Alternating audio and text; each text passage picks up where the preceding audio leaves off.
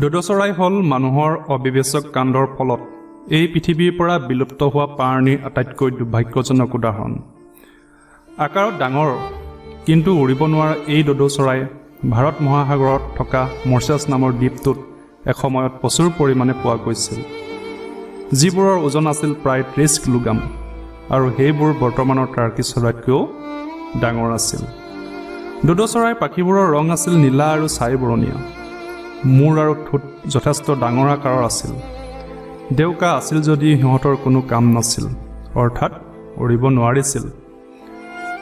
দ'দ চৰাইয়ে মাটিত বাঁহ সাজিছিল আৰু এইটো ধাৰণা কৰা হৈছিল যে সিহঁতি বছৰটোত এটাহে কণী পাৰিছিল। এই দ'দ প্ৰজাতিৰ চৰাইবোৰ আৱিষ্কাৰ হোৱা 200 বছৰৰ পাছতেই দুৰ্ভাগ্যজনকভাৱে পৃথিৱীৰ পৰা বিলুপ্ত হৈ গৈছিল। এই দ'দ চৰাইবোৰ 1507 চনত পৰ্তুগীজ নাবিকসকলৰ দ্বাৰা আৱিষ্কৃত হৈছিল। এই দ'দ চৰাইবোৰৰ কোনো প্ৰাকৃতিক চিকাৰী নাছিল যদিও পৰ্তুগীজ নাবিকবিলাকে মাংসৰ বাবে এই চৰাইবোৰক অবিবেচকভাৱে বধ কৰিছিল।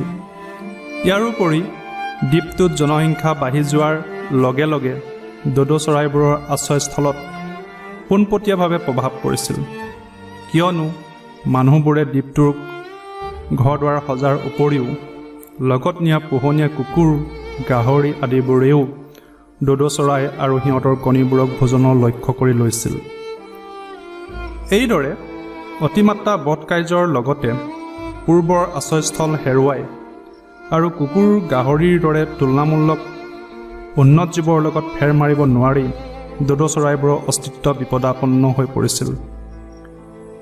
1681 চনত সৰ্বশেষ দ'দ চৰাইটো বধ কৰাৰ লগে লগেই এই দ'দ নামৰ চৰাই প্ৰজাতিটো চিৰদিনৰ বাবে পৃথিৱীৰ পৰা বিলুপ্ত হৈ গৈছিল।